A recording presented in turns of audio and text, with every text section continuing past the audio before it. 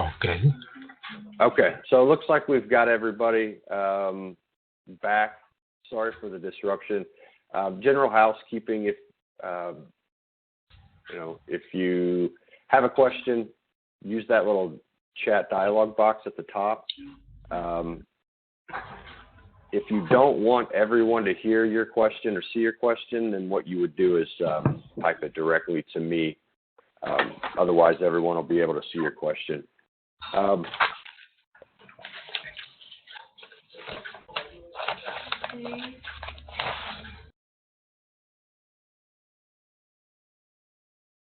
Okay, so I've muted you all again because there was some background noise.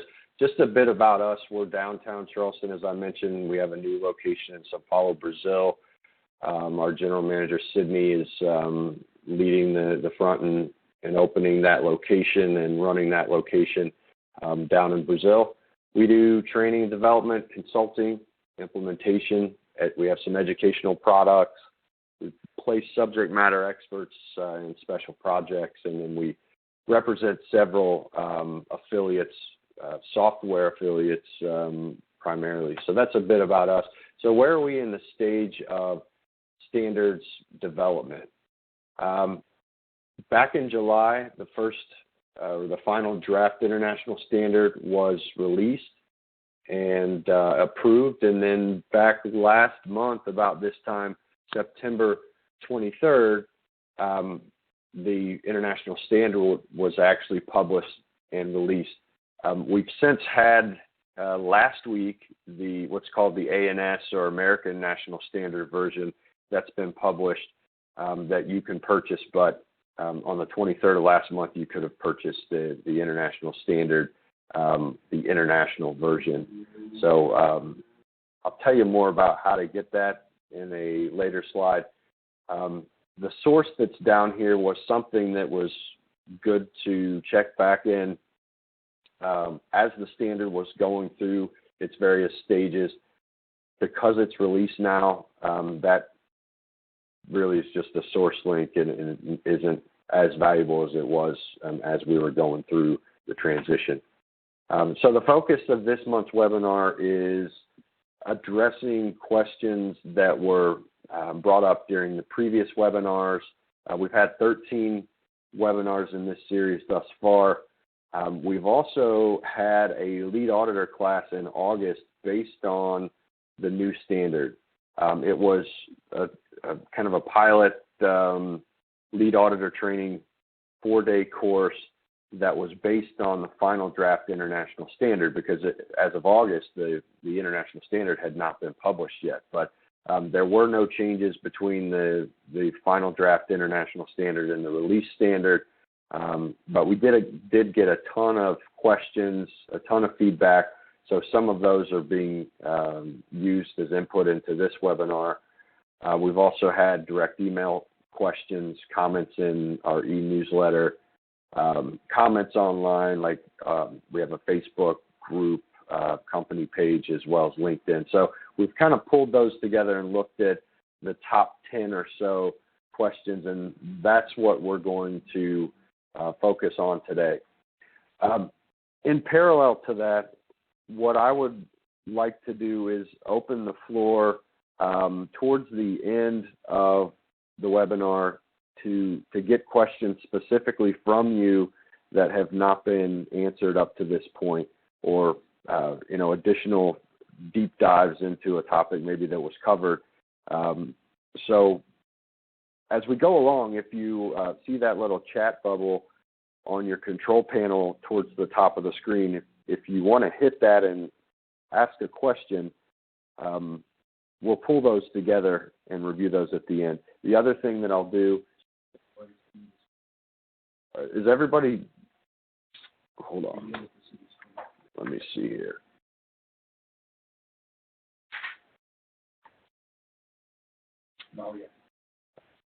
I was just informed that we had a second oopsie. I'm just on fire today, where the screen was paused.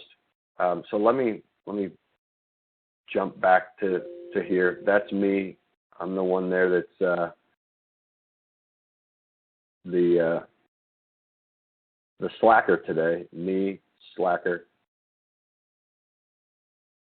There's the housekeeping rules. Here's who we are.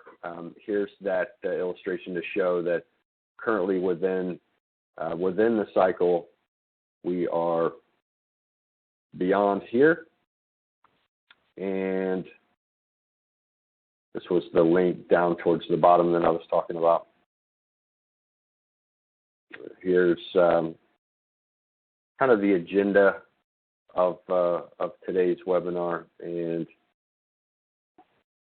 here's the first question. So the first question to address is, what do you think is the biggest change to the 2005 version?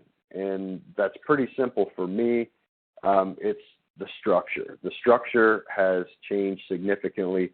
So especially for those that are in kind of a QMS management role or an auditor role, the structure is, by far the one of the top changes. So if you look here, the structure that we have now is clause 1 through 10, where in 2008 the layout was clause 1 through 8. What's driving this is this document that's called Annex SL. Annex SL is basically a standard for management system standards. So this is also published by the ISO organization.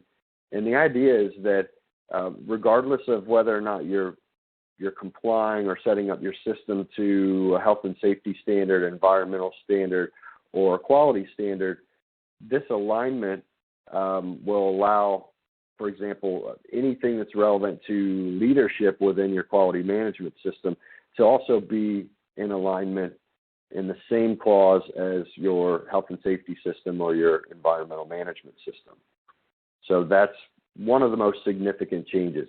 Now, some companies have actually adopted what I think is a pretty bad practice, and that is setting up their document numbering system or whatever based off of the numbering scheme within the standard. That's a bad practice for a couple reasons, but primarily when new standards come out, now you may get a bit disoriented because the clauses or the requirements don't match up number by number to the numbering scheme that you've had in your documents. It's not required that it does that. You don't have to, shred all of your existing documents or delete them and start from scratch.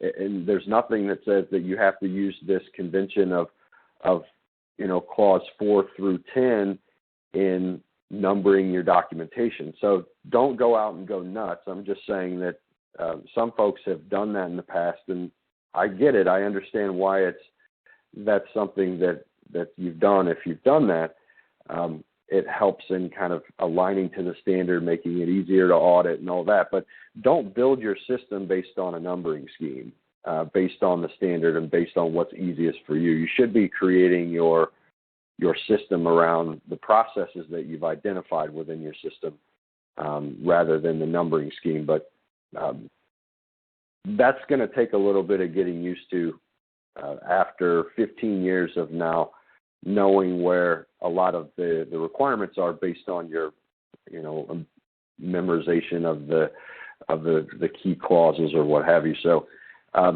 that's probably the biggest change in my opinion.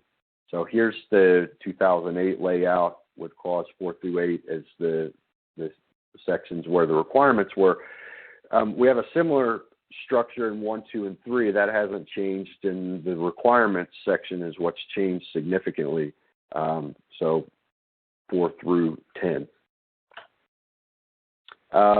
Here is a further breakdown of the 28 subclauses. So we've gone from 23 subclauses to 28, and you can kind of see, you start to get a feel for which requirements are under which major clause. And then I like this illustration the best. This shows the new structure and the new layout of the standard kind of across the board, all of the contents of the standard. Up here you'll see the kind of setting the stage section. So this is before the requirements come into play. And then this section right here is your clause 4, 5, 6, 7, 8, 9, and 10.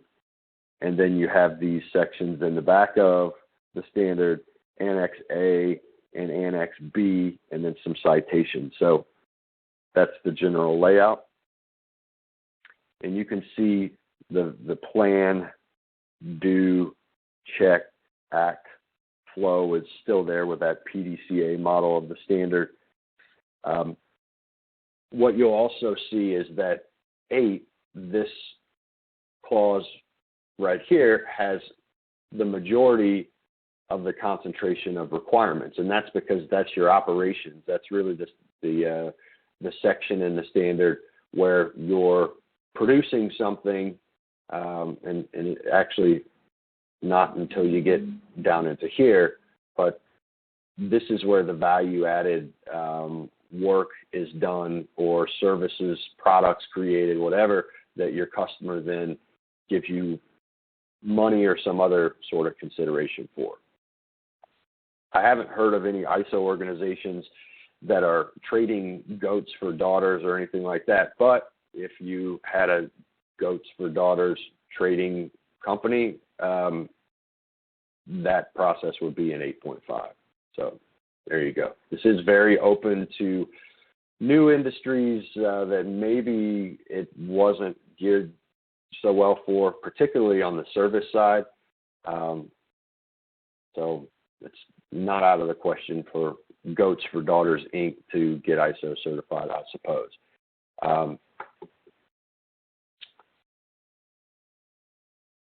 All right.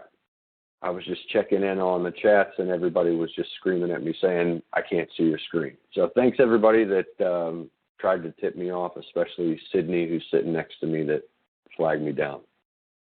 All right. So on the next slide is just a further breakdown of that Clause 8, and you can see in operations there's all kinds of requirements. And really inside each of these buckets is almost like a mini PDCA cycle. So that's a bit of an orientation. If you'd like, I need to, I think it'd be beneficial to have this slide and this slide where you could print it out somehow. So I'll take that as an action item. I think this will help you especially as you're going out and doing an assessment, a gap assessment or whatever. This slide would be very, very beneficial. So I'm going to take that as an action item, and I'll put that on our website as well, and I'll show you where that'll be later on.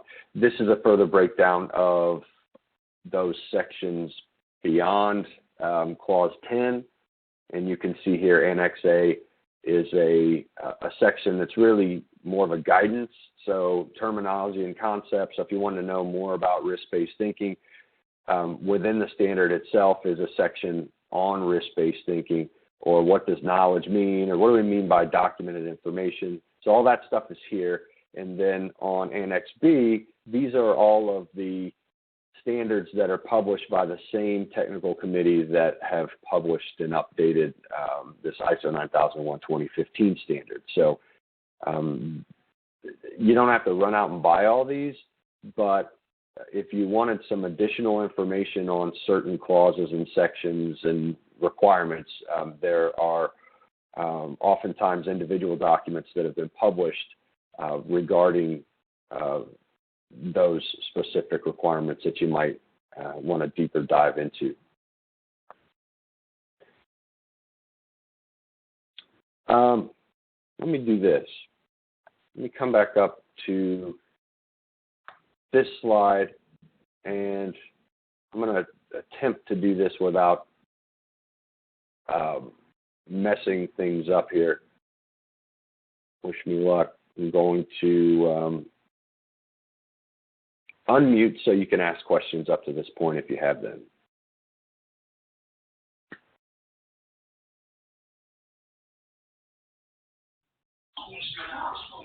Any questions from anyone? Hey, Jim. This is Jim O'Rourke. Yeah, so I mean, I looked at I attended a kind of a previous seminar. I was looking at this, and I know you mentioned you don't have to necessarily renumber everything, but it's kind of reorganizing everything in terms of the structure itself, right? Right. So, I mean, we've been talking with our registrar about how we're going to do this, and it sounds like, year one is just kind of figuring out what each other's expectations are of what that reorganization looks like. Is that a fair assessment? And then you mean between you and the registrar? Yeah. I mean, I know you can't answer for them per se, but that's kind of the way we're reviewing year one. So. Yeah, I think most of the time, especially when you're a new organization, you're going through your first initial registration audit. That first audit is primarily a get to know each other and try to figure out how to navigate around your system and that sort of thing. So there'll be a certain bit of that during the transition audit. Do you have a quality manual now? Yes or no? What do you deem as necessary documentation? So that's a good question because this version of the standard is so much more open to interpretation, which is a good thing and a bad thing. But basically what you have to do is during that initial audit is declare who you are, why you think certain processes and associated documentation is relevant and necessary. And then that becomes kind of the playing field that the auditor audits you to. So, okay, fair enough. There are also some tools that I'll show you, Jim, that you can use that will help in mapping out basically let's say that the 4.3 suite of documents to you means handling drawings or something like that. Well, what can you use as kind of a conversion or cross-reference tool in order to help with that transition? So it's a good question. Any other questions before we move on?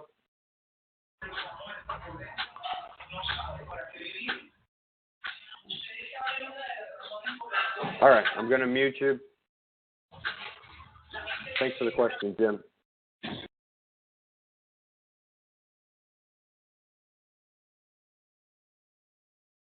Okay, so one of the other questions is, what is ISO trying to achieve with all of the changes?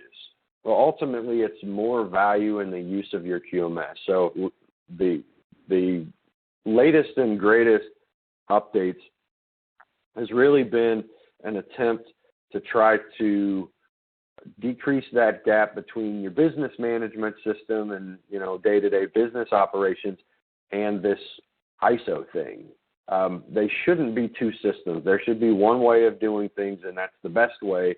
And like the stitching on a baseball, your ISO 9001 requirements and how you interpret those requirements and kind of convert them into your own way of doing things, that's supposed to strengthen, control your overall business operations.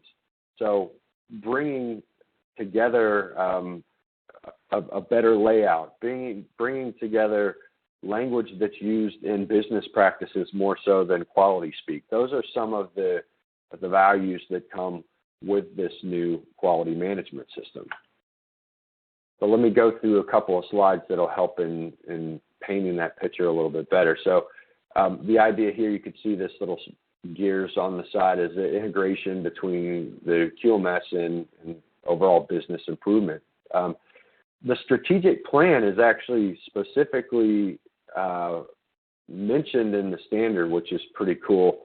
You need to understand where you're going as an organization, where the leadership wants to take the organization, and then use the quality management system as a tool to help you get to and achieve that vision. There's a stable core now of the 10 clauses, which are the same for any management system that gets published.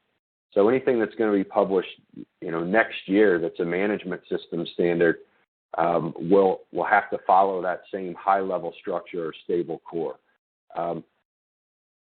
The other thing is improved relevance. So there are some things that just aren't relevant anymore, say today versus 15 years ago. Technology's changed. The word and the use of the word quality has changed to be, a more holistic word rather than just product quality. There really needs to be a focus on desired results. This has been rather explicit in previous standards, but this version really drives the point home that it doesn't matter what you're doing or how many documents you have or what type of training or how many employees you have or how good your supply base is. If you're not getting the desired results that both your customers and your organization wants, then something is broken within your quality management system. And then I'd mentioned advances in technology and QMS practices. Really, there's been almost no change to the standard in 15 years. 2000 was a massive change, but since then it's kind of been let's hold the garden hose, pinch it together, and all of a sudden, boom, you have all of these newer requirements that are going to take some companies a bit of getting used to. So another question is, are there any major changes in the terminology? Yes, there are some major changes in terminology. Some I like, some I just don't like, and I feel like the stubborn old man that doesn't want to change, and I'll show you a couple that kind of bother me, but hopefully they'll grow on me down the road. But if you wanted to see really a complete list of the terminology changes, this is available ISO 9000, not 9001, but the 9000 document. You can purchase that, and it'll give you basically, it's kind of a dictionary for the 9001 standard. So let's review some of those key changes. So in the actual ISO 9001 2015 standard itself, you'll see this table, and it will show you it's table A1. You can see the reference down here. What this table shows you is that whenever we were reading about products in the 2008 version, we're now talking about products and services. So for a minute there, products was not going to be in the standard, and it was going to be goods and services. Well, it's not goods and services, although I understand what goods are as well. But going back to products, but at least we have services in there because some companies like ours were very, very heavy in the service piece.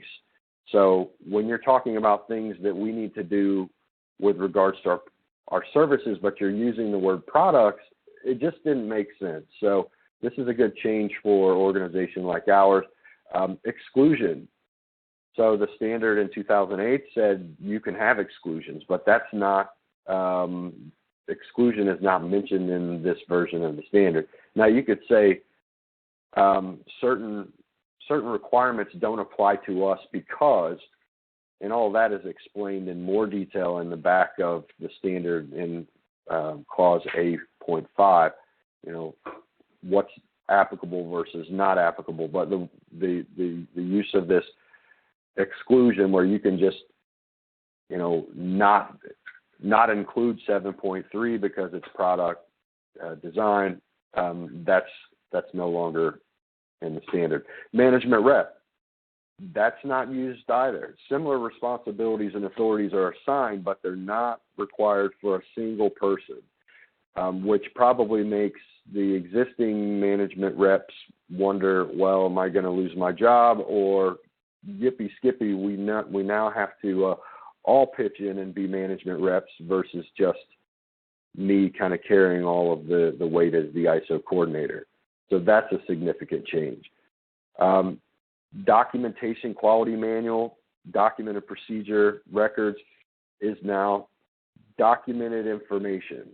So you have information and you have documented information.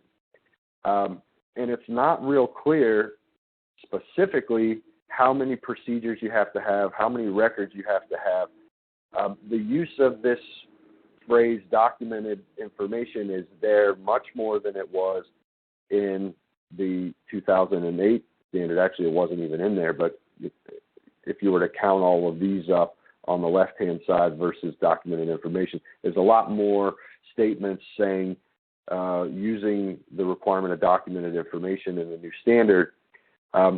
This is one that I don't really like yet. I want to know when there's a record that's required. I want to know when the output from a process requires a record to be produced so that I can go back and ensure compliance or whatever. And in the 2008 version, you had this thing called C clause 4.2.4, and what that did for me as an auditor is it allowed me to go, okay, there are 20 records, there are 20 times this shows up in the standard, so I know as an auditor that I need to be looking for at least these 20 records within the company's quality management system. That's not defined as well now, and that goes back to really a bit on what Jim was asking earlier. You have to define what documented information is relevant to you, what's necessary for your business, and then maintain that. Quality manual is not needed.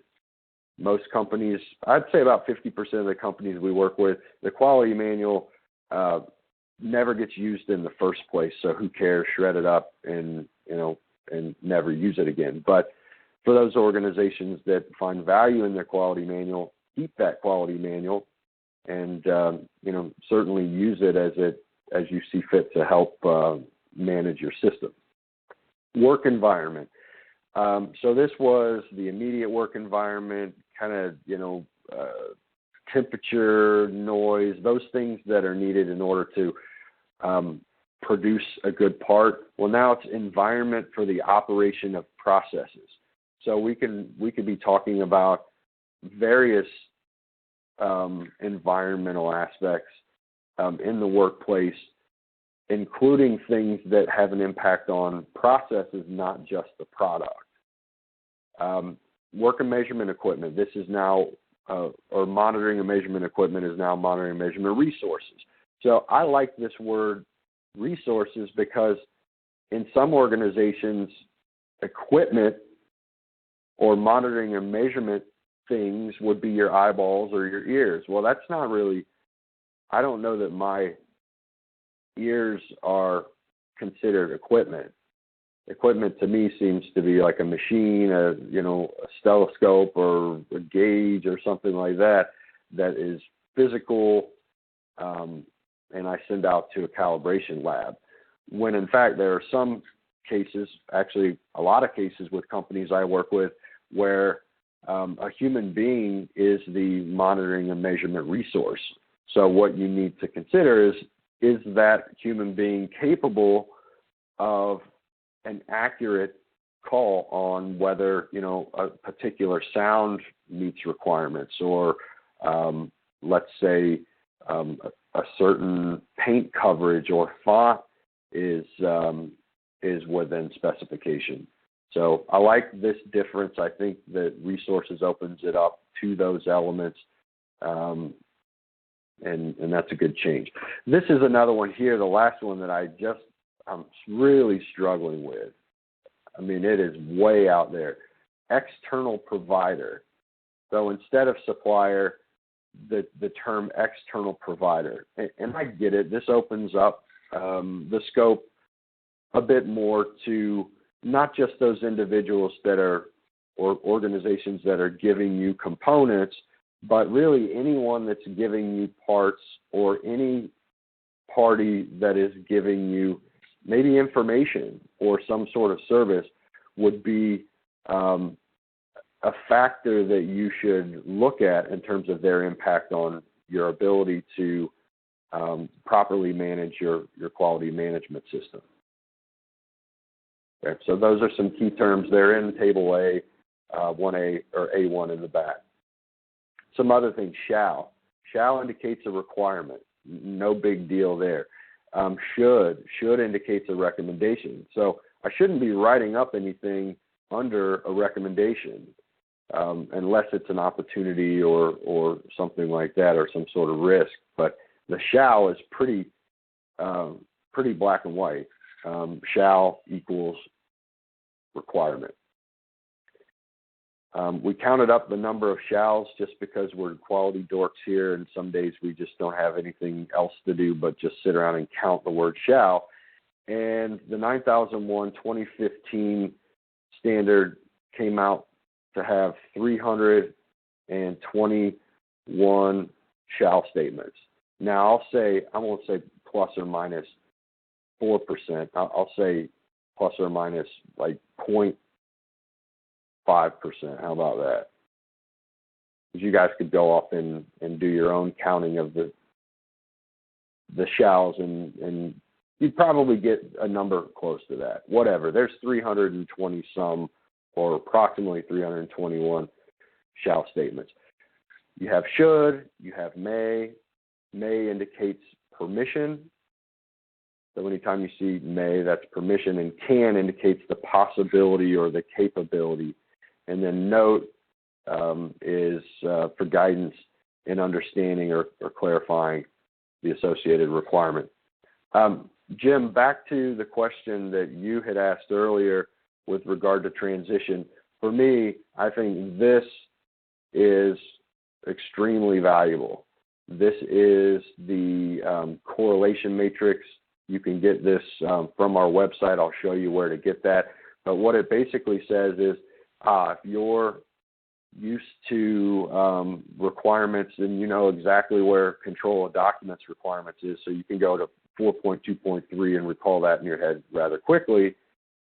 These are the two subclauses now that are where you would find the equivalent requirement within the standard. It's not going to be the same requirement, but really dealing with the same area of your quality management system. You'd see that in 752 and 753. So I like this. I am going to probably carry this around with me, especially as I'm getting used to the new numbering scheme. But I'll show you where to get that. You can print it out, or use it as you see fit. Bake it into your transition plan. Definitely a good tool. So with that said, I'm going to unmute you again. Any questions?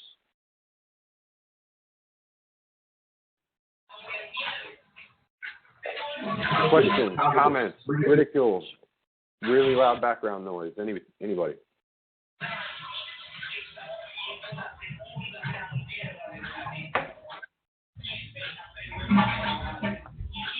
I'm convinced, Sydney, that there's somebody from the competitor that's like, I'm gonna call in and just I'm gonna bang pots and pans and have my kids scream in the background.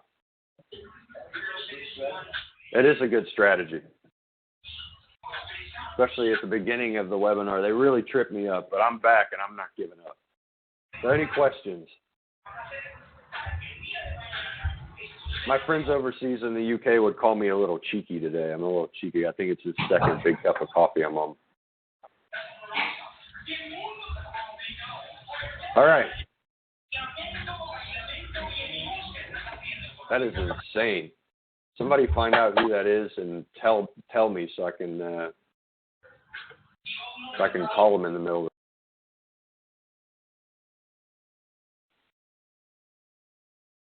All right, so on to the next question. I'm still struggling with the concept of the process approach.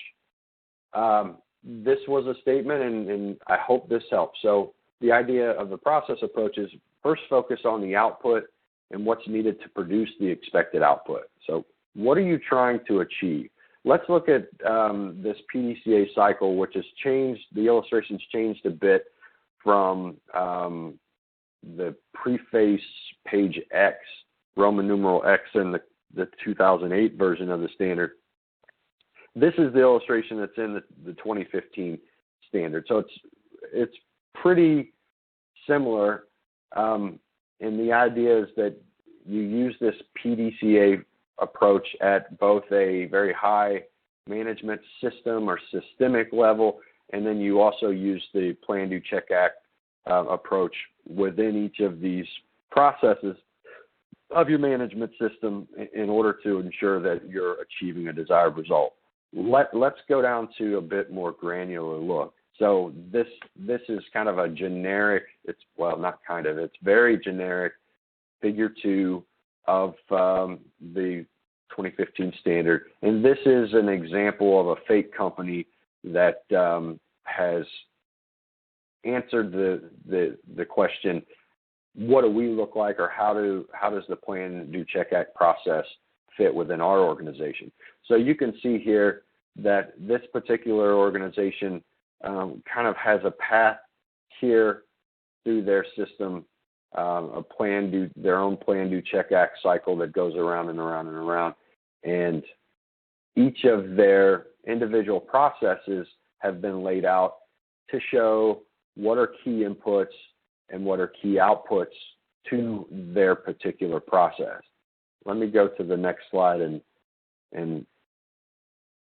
tie it in a little bit better. So let's jump down to an individual process.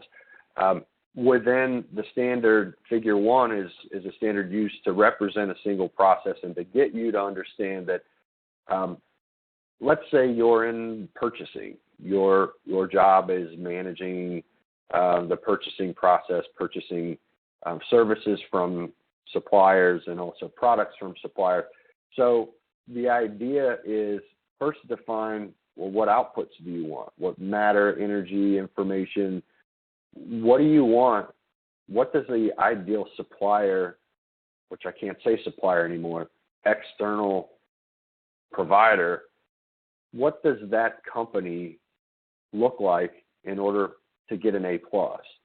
Okay, and if they're performing below the A+ mark, then what you do is you look back at something's got to be broken. There's something in some or several of these stepping stones that are not working well. Maybe it's your fault. Maybe you're not giving them enough time with your orders. They need a 1-week lead time, and you want something turned in 24 hours, and that's just not feasible. So the input is broken. The information or requirements is broken, and that leads to them just manufacturing something quickly and slapping it together and sending it on to you. So the idea is focus on, this might be called the process name, so this would be purchasing. If the output is not as intended, go back and look at what's broken in that link of activities, the inputs that's causing that poor output. Okay, so that's the process approach. Start at the end, start with a scorecard, start with metrics, start with actual performance data, and then work your way back to see which links in the chain are causing you to miss that output, as you've defined it. Q&A, here's another one. What does context of the organization means? And so the standard actually starts out in clause 4 stating this thing is actually called context of the organization, and that's not something that's been used before. So context means all of the parties, products, and processes that have an impact on your ability to produce a desired result. So one way I like to look at this is I'll actually kind of reverse engineer this. If you walk up to the finance manager, let's say, and say, what role do you have in ISO? That person is going to say, I have nothing to do with ISO. I don't make any products or whatever. Flip that around and say, I got a question for you. Well, actually, no, I don't have a question for you. You don't have any impact on the customer. I'm going to move on. And all of a sudden they go, wait. If I don't get my financial reports out to all the other departments, then it's going to stop production, or I'm going to run out of money this month, or whatever. So when we talk about context of the organization, we're talking about really all of the players, all the pieces to the puzzle that you need in order to get the product or the service out the door the right way and make money at it. So who are you? What are all the parts or processes of your system? What processes are internal versus external? And what are the needs and expectation of interested parties? Who is an interested party? So who are all the players that you depend on in order to get the product or the service out the door while basically meeting your internal needs as well? That's what context means. The scope can be limited to specific or identified functions or sections within your organization. So if you make two different types of products, let's say you make baseball bats and you also make toothpicks, you can very clearly state that our quality management system only applies to the baseball bat manufacturing division and does not cover the toothpick division. I mean, so when you talk about the context of your organization, you're also defining the scope and which functions or sections of the organization is under the auspice of that 9001 certificate or registration. Also, what are your capabilities and constraints, internal or external? Where are you vulnerable? Where do you have an example where you have one single source supplier, and if that supplier goes out of business, you're in trouble? So that's what we mean when we talk about context, is all of the players needed and all the processes needed in order to achieve what your desired result is. Is it true that we won't need a QMS management rep anymore? No, not really. Kind of, but no, not really. It says no, however, it is true that you don't need to identify a single person to act as your management representative. This is now the responsibility of leadership across the board versus, a single ISO coordinator or whatever. So the management rep is not a single person. There needs to be commitment from leadership across the board at executing the QMS. Leadership needs to make sure that the QMS is in line with the business direction. The QMS is being used as a driver of overall organizational excellence. And I'd mentioned earlier, you're using your QMS to drive product quality and business excellence. So it's more holistic. We used to think of quality as just, product quality or quality control. It's controlling the product as it's built, but now it's more holistic in overall business performance. So what's risk-based thinking? This is a big one, and I'm not going to spend too much time on it because one of our forums previously, let me see which one this actually is, just in case you do want to take a deeper dive. All this stuff is in this ISO 9001 2015 tab. There's one in particular where, right here, I think it's June. June has a deep dive into risk-based thinking, risk, managing risk, that sort of thing. So if you're interested in doing a deeper dive there, you can find it there. If you're interested in even a deeper dive, like exercises in risk analysis, we actually have a 8-hour class specifically on the risk-based approach, risk-based thinking. But a couple things here. This is analysis of risk and opportunities. It's not just looking at the negative, it's looking at the potential positive within the context of the organization so that you can take action based on priority of the actual or potential effects. So there are going to be some risks that are just inherent to, driving to work or being in business in general. And the idea is that you accept those risks that you're able to accept and that are low in probability or low in severity, but you're at least being deliberate about your inventory of actual or potential risk and their effects. So risk is the effect of uncertainty on an expected result. Risk is really being used now in place of preventive action, so you don't have this term preventive action anymore. It's all about risk. Risk-based thinking, that term actually comes up just once, but you'll see risk throughout the standard multiple areas. So, how do you look at risk as it relates to QMS planning? Well, evaluate opportunities. Use risk-based thinking.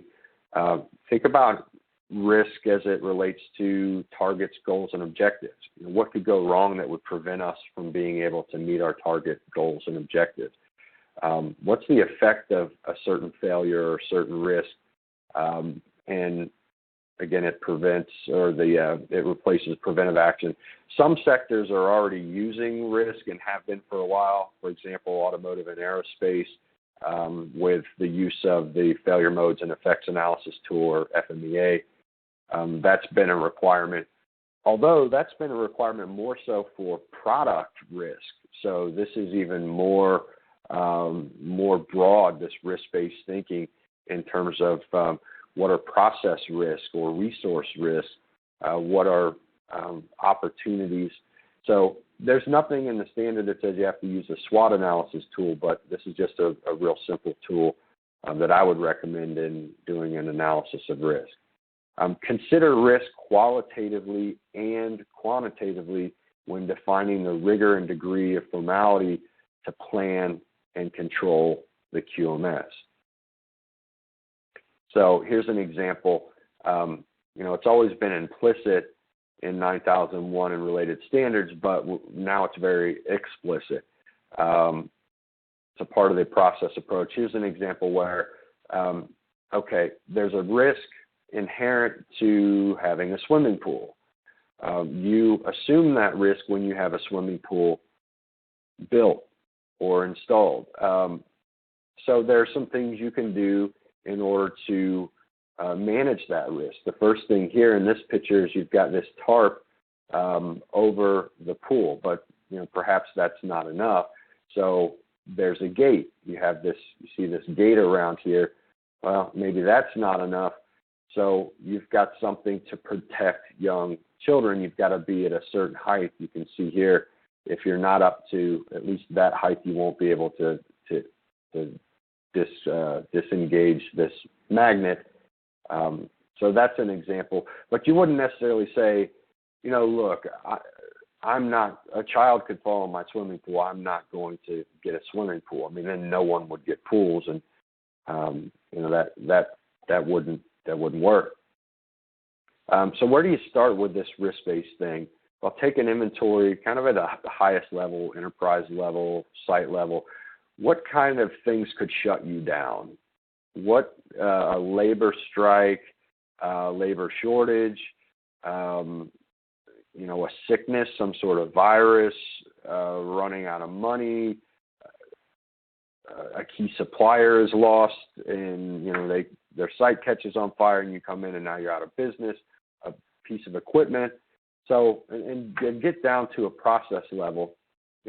Business continuity planning is something that I see often, contingency planning, individual process planning, really just asking the question, what could shut us down, or what could prevent us from being able to move forward as planned with the execution and the delivery of our products or our services. There's a lot of stuff out there that you can use. Like I said, the SWOT analysis is something that I think is a great starting point. Will auditors need to be retrained on the new requirements? Of course, yes. Additional training in the new requirements strongly recommended, and recommended for not only internal auditors or audit program managers, but also leadership, process owners, and employees. Now, you wouldn't necessarily need the same amount of training, transition training for all of your employees that perhaps an internal auditing or a lead auditor might need, or audit program manager might need, but certainly recommended. And of course, here's an opportunity here for you. If you're in the Charleston area or care to come to the Charleston area, we actually have a class November 10th through the 12th for 9001 2015.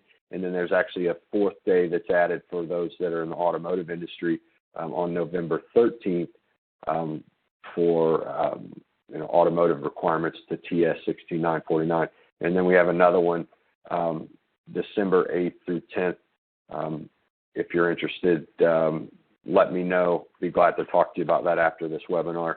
Also, next week, our 2016 calendar will come out for the full year. You'll see there'll be classes in North America and South America. So stay tuned to that. What's the expectation regarding transition? I know we're a couple minutes over. We got about 2 or 3 minutes left, and we'll be done. So the expectation is really you want to get started now. Start talking to your registrars and customers. There's a 3-year transition, 18 months after the publication, March 2017. The initial certification must be to 2015. So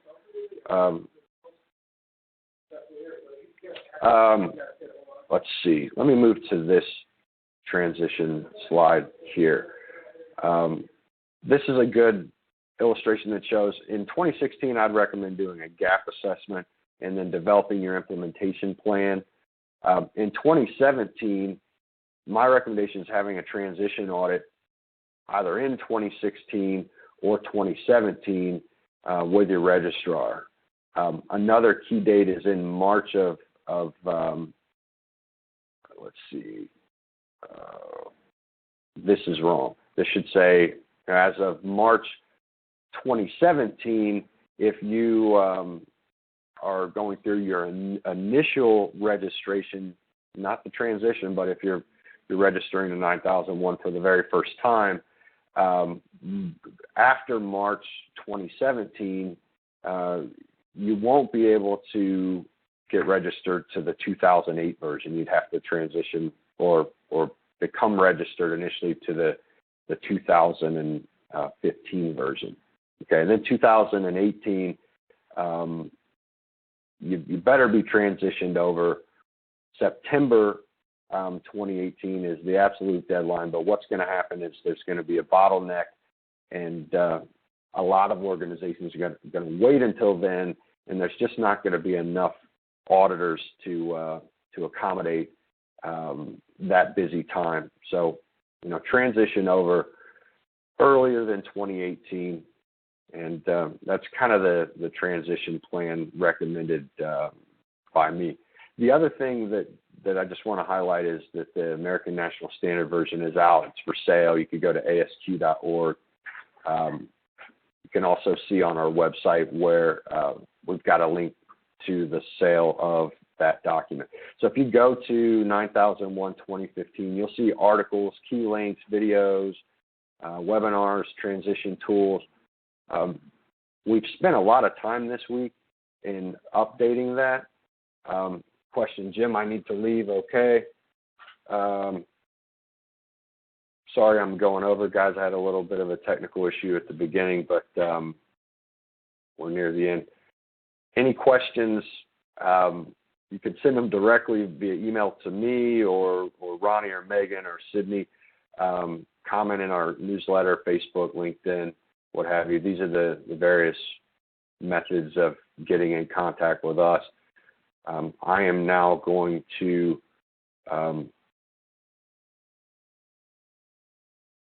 leave it open for you to ask any questions that you'd like. So feel free.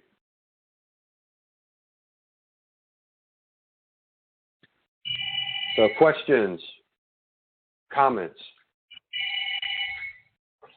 telephones ringing in the background.